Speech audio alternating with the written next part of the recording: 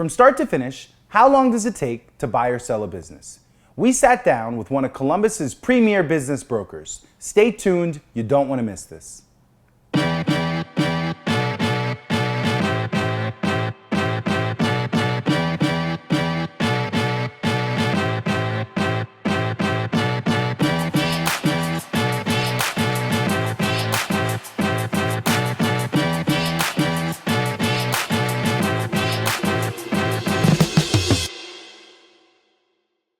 We all want options. Whether you're a new budding entrepreneur looking to pursue their passion or someone looking for something a little more consistent and predictable, did you know that you can buy or sell a business? We found out just that on this episode of The Dealmaker. We got the opportunity to sit down with one of Columbus's premier restaurateurs and business brokers. Randy Sokol comes from a family company. Starting as a boy in the 1950s with his father, he's worked his way up through the company to co-owner and operator of TJ's Family Restaurants. Currently, Randy is a business broker, and he's shared with us his vast experience in the market of buying and selling businesses. Sokol Associates are the only business brokers in Central Ohio specializing in the sale or purchase of bars, restaurants, and other related hospitality businesses. Check out our exclusive interview with Randy right now. We're here with restaurateur, business broker, and Columbus native Randy Sokol. Randy, thanks very much for being here. John, thanks for inviting me. Happy to have you on The Dealmaker. All right. For those new to The Dealmaker or new to Columbus, Randy, give us a little bit about your background. My background, I'm from Bexley. Been here ever since I was born, which was 50 some years ago. My family owns a restaurant called TJ's Country Place Restaurants, started back in 1971. Wow. I think I started, we argued in my family, but I think I started when I was about 10 years old, bussing tables. And that's how I got my start in this business. Back in 1974, bussing 71. tables. 71, bussing tables. Bussing tables. And I've worked my way up through all the positions of our restaurants and all the way up the ladder. I ran the business for about 25 years. About how many locations does TJ's have? We have 8 locations now. And about how many employees? Now it's probably about 400. Okay. So you'd say you've been pretty active in the business, hands-on, and you've got to see the changes and trends over the years? I have, and probably about, I think 10 years ago, I made a change. You know, I started up Sokol Associates, which specializes in restaurant brokering, and my sister Dana took over the operations of the restaurants for us. Okay. So let's move forward into your new business. So you said you made a change, you shifted. So in terms of business brokering, what exactly does that mean? Business brokering, basically, we specialize in selling restaurants, bars, catering, anything to do with the service hospitality. Okay. They hire us to find buyers, to put the deal together and help them sell their business. So is it a national retail chain? Is it a franchise? Who exactly can sell or buy a business? Well, all those, but I got to tell you that we specialize here in Columbus, and most of ours are mom and pops because there's plenty of that business. I don't remember the number, but there's over 7,000 restaurants in Central Ohio. Whoa, whoa, whoa. So you're telling me that a small business owner or a family-owned business can sell instead of shutting down or passing it on to a family member? And I got to tell you that it's very interesting because a lot of people don't know that. Rather than just closing your restaurant because you want to retire, the lease is up, you're having problems with your partners, or you're in the family business, that's causing you problems, which, by the way, I know about. Yeah. Rather than doing that, you know, you call a group like ours, and we can actually help you get some money out of that business rather than just closing it up. Wow. And a lot of people just don't know that. Huh. So it's all about what you know and who you know. That's true. Very important. Yes. So in terms of some of the first steps or pieces of information you should know, is the first thing you do, you know, put a sign in the yard, for sale by owner, like a house? What are the first steps that a business owner looking to either sell, you know, what's that path? Well, if you have the opportunity, the first path is to have your financials in order. Okay. Okay, because the best way to get the most money out of selling your business is that you have provable accounting financial statements. That will allow you to get the best bang for your buck. So profit, loss, balance sheets, what type of financials do we mean? Really, you're just talking about, you know, profit and loss statements, tax returns, anything that can prove how you've done with your business, because the way you sell your business is based upon past results, not future experience. Okay. So track record and documentation are a big part of that. Those are big, and make sure your place is in order. Paint, add a little paint here and there. Make sure your equipment's working. I mean, you want to just make sure, just like you do with a house, that it's ready for sale, even though this is far different than selling a house. Wow. I mean, that's very interesting. So let's take that a step further. So if I'm selling the business, am I selling me as a position with the business, or what aspects of the business are actually being sold? Most likely, and most of the time, you're not part of the business sale. Most of the time, somebody is buying your business, which really is more of an asset sale. They're buying your furniture, fixture, equipment, liquor permit, and taking over your lease. Okay. In that location. They might keep it the same, keep your name, keep your recipes, and keep that business going, or they might change the whole concept, the sign and everything else, and make it more towards what they want. So, I mean, for a new business owner and entrepreneur, it seems like buying a business could definitely be something beneficial as opposed to starting a business. So let's talk about some of either the trade-offs or the considerations as to buy a business as opposed to starting a new business. And I got to tell you that the Bradford Culinary School here in town, I go speak there every quarter to a lot of their graduating colonists, and it's the same conversation. Okay. It's what's the best way to get into a restaurant?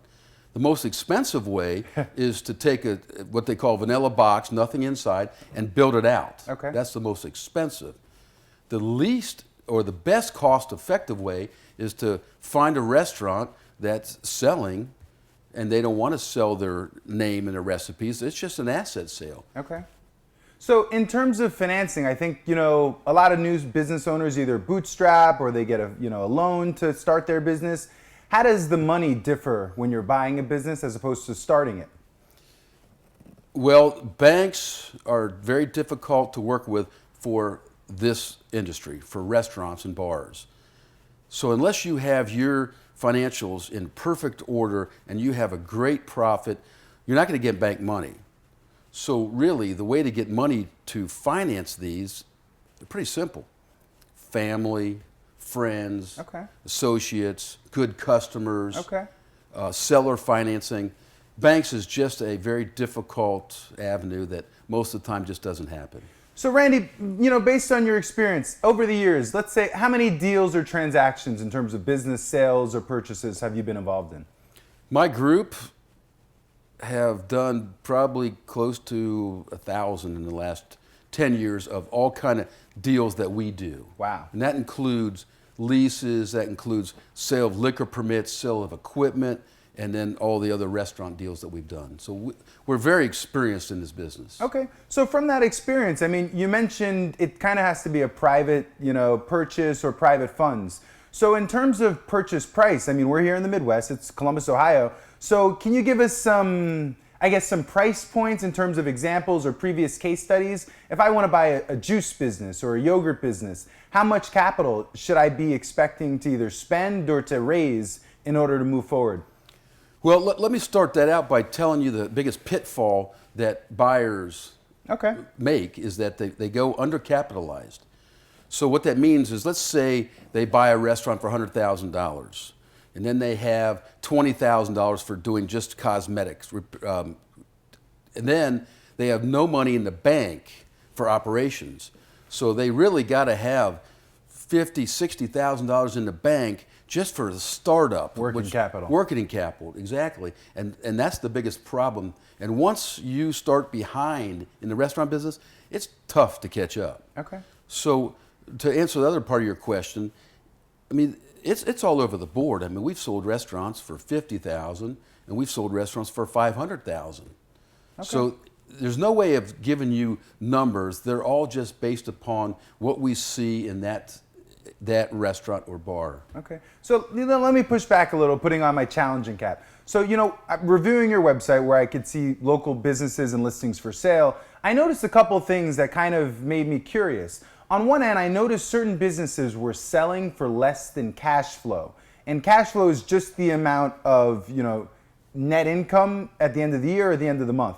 So how does a business justify selling, for less than actual cash flow? What does it mean for that business, and what's actually going on? Well, first off, just so you understand, is that we usually sell business based upon a multiple of the bottom line or the cash flow. If, in fact, if somebody's selling for less than the cash flow, it probably means that, they want to sell. Okay. They're in a hurry for some reason, and they just want to move on. But you got to remember that however long that business has been actually in business, they've taken a lot of those profits out already, and everything's already depreciated out. So whatever kind of money they're getting, it's kind of gravy. Okay. So okay. That's kind of the reason why. But that doesn't happen a lot, but it does happen. Okay, so you mentioned some of the benefits. What are some of the shortfalls of buying a business? Some of the unexpected. I mean, do businesses have to transition from bad PR, bad reputations? Why do I choose to buy a business? Should I be scared?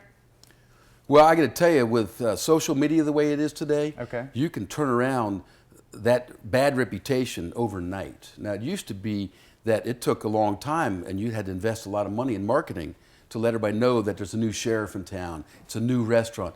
But today, as soon as a restaurant changes its name, it is packed, because you have all the social media, you have the Columbus papers, you have the Dispatch, you have Business First, you have the Columbus Underground. All of them are really focusing on all these new restaurants around town. So I will tell you that when you open, you better be ready, because you're going to get a chance, and you're going to get a chance to prove yourself. And if you don't prove yourself the first time, the media that helped you get there is going to hurt you. Wow. So would you say, Randy, Columbus is an opportune city in terms of having access to entrepreneurship or starting a business? Columbus is truly amazing. When you travel the country to see other cities, what's going on, and you come back here and see all the building going on everywhere, and you read the papers to see all the new restaurants and new retail and businesses opening up, it's very vibrant in Columbus. And really, that's why we don't do a lot of business out of town, because it's plenty of business here in Columbus for everybody. So, too often we hear that restaurant businesses are very volatile. Average restaurant fails within 3 to 5 years. What can a business owner or potential entrepreneur or startup do to set themselves up for success? Well, those numbers are pretty skewed on the high side, because there's a lot of reasons why restaurants go out of business or fail, and not all of them relate to actual business. A lot of them have to do with death in the family, or a death that affects you, partnership split-ups, retirement, health problems, a lot of other reasons other than just sales. So, going into the restaurant business, if you cross your T's and dot your I's and surround yourself with great people who have experience in the business, your chance for success is still pretty good. Those are great tips. Now, you're pushing that a little step further in terms of Columbus being an opportunity city, or a test market is what I'm looking for. How does a business distinguish themselves? A lot of times we hear if you start a business in Columbus, because of the diversity in our population, you really have potential to kind of grow that business and take it on the road or go national.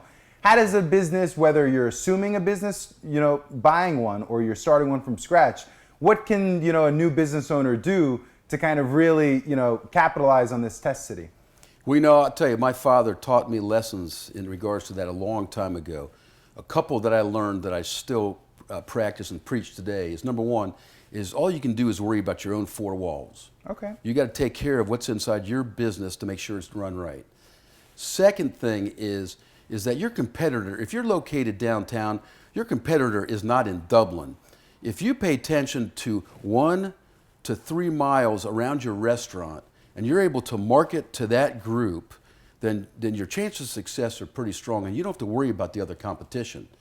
Because even though Columbus travels to restaurants, they're not traveling to your restaurant from Dublin to Columbus 3 nights a week. So you need to get the people right around you that come to you 2 or 3 times a week. That's your base of business. So you got to get involved with the community, with what's going on locally. I think it's called guerrilla marketing, right around your area. Up to 5 miles most is all you have to worry about. So if you can figure out how to do that, then you got great chance. So staying in your radius, being very focused on your local neighborhood and local business, essentially, Yes. and kind of staying in your niche. Pushing even a step further, Columbus has seen a lot of growth and development in neighborhoods. We've seen a lot of new population shifts. Columbus itself, population-wise, has been consistent in terms of Franklin County's population growth and in terms of Ohio as a region. Attracting new markets and being sure that the market's going to be there is something very important for predicting business. So, business owners moving into new neighborhoods. Downtown is seeing a lot of new development and a lot of new housing. How does one account for the population shifts and changes in order to set themselves up for success? Well, the big companies, and I'm going to stick in the restaurant business, Wendy's, McDonald's, I mean, they have a lot of people that do nothing but market studies and surveys. They really know every detail about the area you're talking about. The data, the analytics. Right. So what we used to do at TJ's when my dad was around was that, we let McDonald's do the study.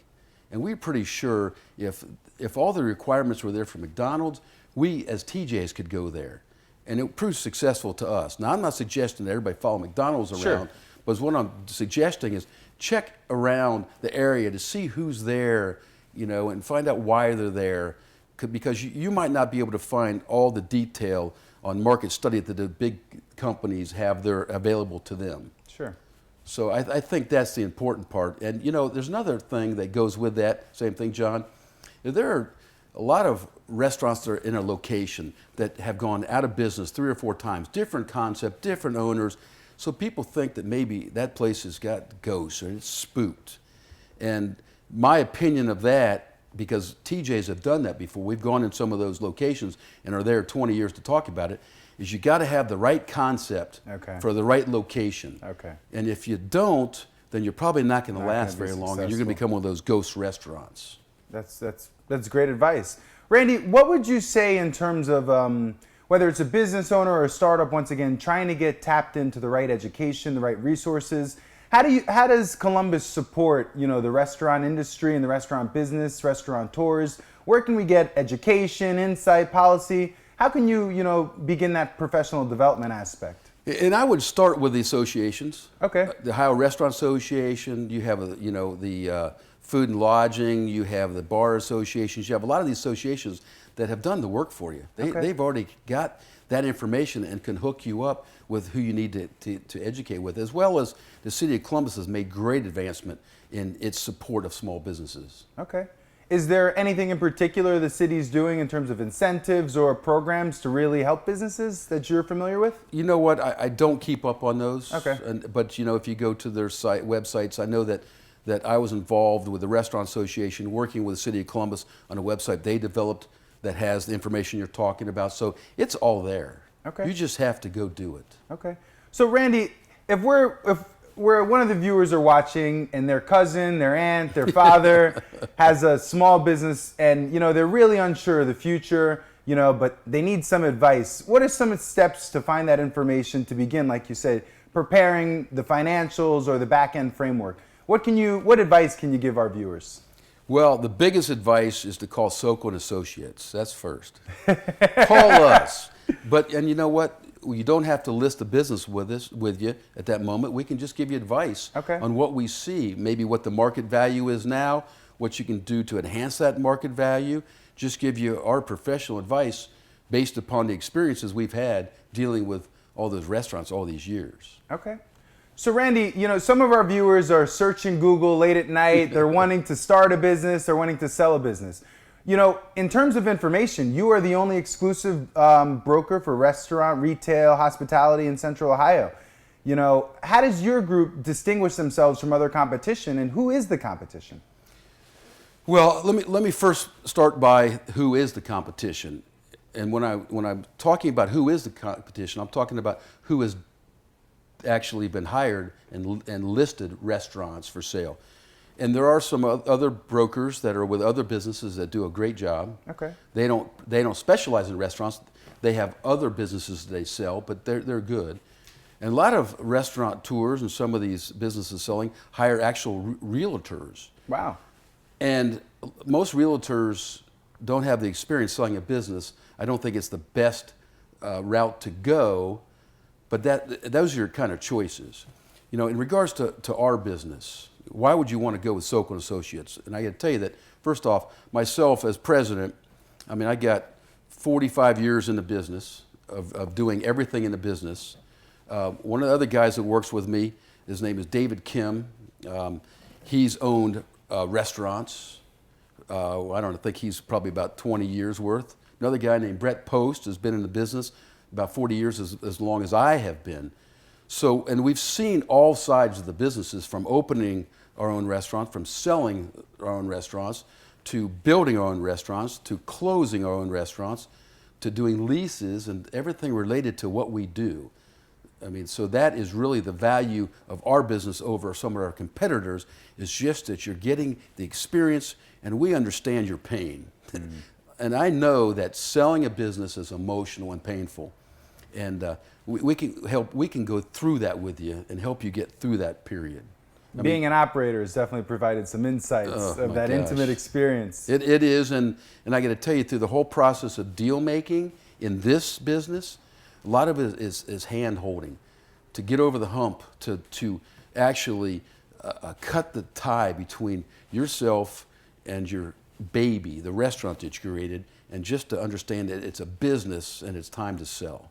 Wow, that was great advice. Randy, what does deal making mean to you? Well, I'll tell you what, it makes me get up early in the morning, stay up late at night, because it's a lot of energy it causes. I mean, I enjoy that deal making. I'm not the deal maker that likes to work on a project 2 or 3 years. I lose interest. Okay. I'm the deal maker that likes to just get it done and go to the next one. You get it done, go to the next one. Which is important for the business I'm in. Okay. Because these restaurant guys want to sell and move on. They want to get to the next opportunity in life. They want to go. They want a vacation. Right. Yeah. So, but deal making is a lot of fun. It takes a lot of energy. It takes a lot of work. Why should someone watching consider becoming, a restaurateur, consider buying a business? Why should they consider being a deal maker? Well, they got to enjoy it, because we hear this all the time. I got my grandmother's makes this great chili, and they go open a restaurant. Guess what? That chili is not being made anymore, because that business is out, because there's a lot more to the restaurant business and what you call deal making. I mean, the deal making for a new restaurant guy starts with the idea, starts with the location, then it goes to the lease, and then pretty much the deal's over for him at that point in time. But you better get some professionals around you that can help you with those parts of the deal. Okay. And those dynamics of the deal, on one end, we need Sokol Associates for the business brokering. That's right. Who are the other members of the team? The other members of the team in that deal making is you got to find somebody that will help you with the lease. Okay. Now, we can do that. There are some realtors can do that. Real estate lawyers can do that. But the lease is very, very important, because you got to be able to make a lease for the future, not only today, because business always isn't the same. There's ups and downs of businesses, and you got to make sure that your lease will still allow you to stay in business when the market's down. Okay. And also a good lawyer, good architect. But is there one thing I want you to remember when you hire any of these people to help you out, is ask the question, do you have experience in my field? Have you done a restaurant? Have you done a bar? Those are very important. Those are important and crucial questions. Yes. Because someone could have experience, but if it's not applicable to your scenario, it just doesn't apply. It doesn't move the needle. So Randy, tell us about timelines. How long does the deal-making process take in buying or selling a restaurant? That is the absolute first question that everybody asks me when they're ready to list. How long is it going to take? I really kind of look them in the eye and say, well, here's our experience, because that's all we got. Can't make any promises. I've sold restaurants in a day, and I've sold restaurants in 2 years, and there's other ones I haven't sold. We asked for a 6-month time period to start with to see how it works. And you know what? I can't give you an average. It all depends on location, your financials. Okay. There's just a lot. But the good chance, if it's going to sell, 6 months is a number that we think is about an average. 6 months is pretty reasonable. I mean, for starting, buying, or selling a business, I mean, that's pretty quick in terms of the planning, the preparation, especially if you are new to the industry. Right, and a couple of the points that relate to that is that when you list your restaurant or business for sale, your mindset has to stay that you're not selling. Because if your mindset is that I'm selling, then your operations will find your mindset down, and you will eventually make that business worth nothing because everybody else knows you're selling and you're not paying attention to any details of the business. Yeah. So you got to get that out of your head and run your business as if you're not selling and keep booking business. Yeah.